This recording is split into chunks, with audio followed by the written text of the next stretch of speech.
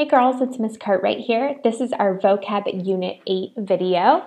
Please take notes on this video in the vocabulary section of your digital writing notebook.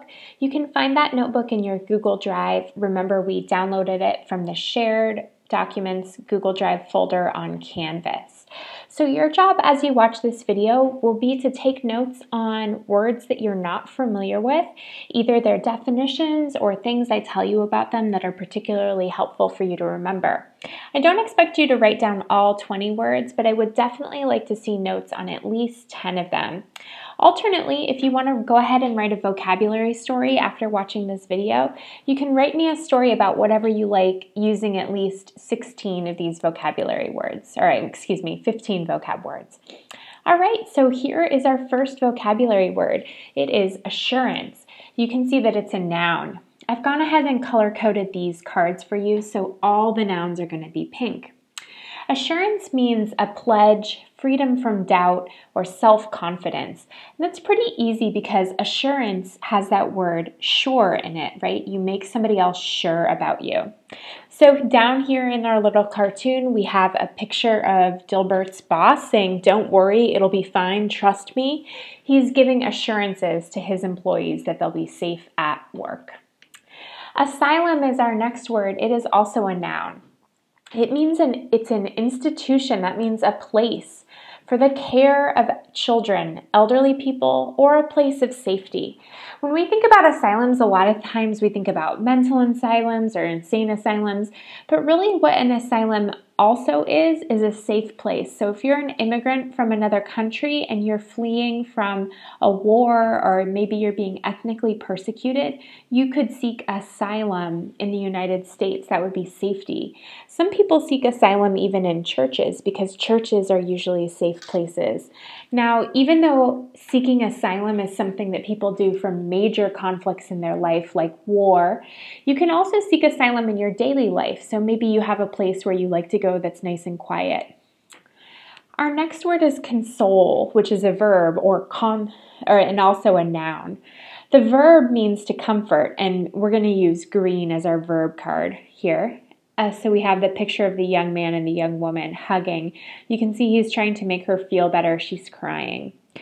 The noun console you're familiar with. It is the thing that you use to control your electronic devices. So I think that that's a Wii that we're looking at in that picture, and that's the console. It's the control part. Dilate is our next word. It's a verb. It means to make or become larger or wider, to expand upon. One of the things we talk about a lot is dilating our pupils. A lot of the times when you go to the doctor's office, they'll dilate your pupils to make sure that your reflexes all work. Our next word is dross. That's a noun. It's refuse or waste products. So a lot of times at Pres, dross is the wrappers of Apollo's cookies left on the ground, or maybe it's Pres girl hair. I wonder what the dross is in your bedroom. Dwindle is a verb. It means to lessen or diminish. So in this little cartoon, the dog is asking for patience and he waits like half a second and then he says, "Hurry up." So his patience is dwindling. It's growing less and less. All right, here's our first adjective, flippant. It means lacking in seriousness, disrespectful, or saucy. So basically it's kind of sassy, right? Flippant. If you were a student, you probably wouldn't want to be called flippant by your teacher because even though it sounds really fun, it has kind of a negative connotation. Our next word is immunity. That's a noun. You might recognize that one from your science classes. It means a resistance to disease, a freedom from some change or obligation.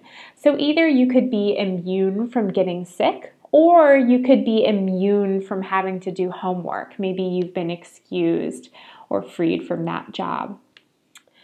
Institute is a verb. It means to establish or set up. So you could institute a new program, you could institute a new club, you could institute a change in your life. Maybe you made a New Year's resolution. But institute can also be a noun, an organization that, for example, an organization that promotes learning. Great. Our next word is liability, which is a noun.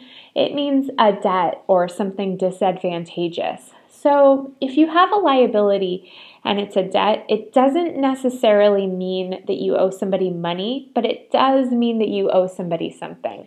So you could have a liability if you could be sued for something. So if you're not in compliance with all of the laws, that is an example of a liability.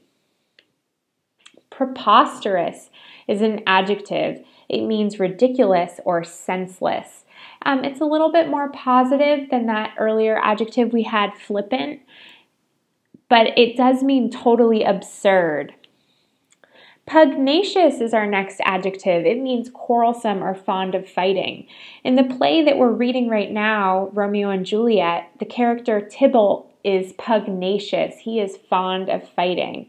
And you can remember it based on this image, of these two ugly pugs getting in a fight with each other. Our next word is rabid. Rabid is related to rabies. So it's an adjective that could mean furious, violently intense, or mad, but it could also literally mean infected with rabies. And people are called rabid when they're angry because rabies actually does change your brain chemistry and make you angry. Realm is our next word. It's a noun. It means a kingdom, a region, or it could mean a field of study. So maybe you're an expert in the realm of biology, or maybe you're an expert in the realm of calculus. But I really like this image for realm because it has a very fairy tale connotation. We don't use it a lot of the times just to talk about a literal region. Rejuvenate is a verb that means to make young again, to have made like new. A lot of women use makeup products that are meant to rejuvenate their faces, to make them look young again. And this is easy to remember because re means again, and juve has to do with youth, right? Think about juvenile. That's a word that means young person. So rejuvenate means to make young again. Remunerate is another verb, and it means to reward, pay, or reimburse. So we know that re part means again, and that moon part sounds like money. So I think that one is also pretty easy to remember. So you would remunerate somebody for the work that they've done for you. Sparse is our next word. It's an adjective. It means meager, scant, or scattered. So here's a young man who unfortunately has some sparse hair due to baldness. Sterling is an adjective that means genuine, excellent, or it could be meaning made of silver of a standard fineness. So you could have sterling silver earrings, and that means that they're particularly nice silver. Or you could be called a sterling student by one of your teachers, and that would really be a high form of praise. Venture is a noun, and it means risky or a daring undertaking, so kind of like an adventure. In the novel or the memoir we read, Wild, Cheryl Strayed takes on a particularly risky venture when she hikes the PCT, pretty unprepared. Venture also means a verb, and it's the act of exposing oneself or somebody else to danger or to dare to do something. So maybe if you were unsure of the answer to a question, you could venture a guess. You could dare to make an answer to the question. Warp has two meanings as well. It's a verb that means to twist out of shape, and it's also a noun that means an abnormality, the result of having been twisted out of shape.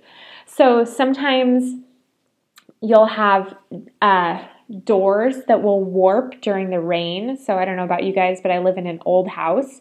So when it rains a lot and the air is really wet, the doors warp and they don't want to close the same way that they normally do. All right, you guys, we did it. That's the end of Vocab Unit 8. Make sure you've got those notes ready for me.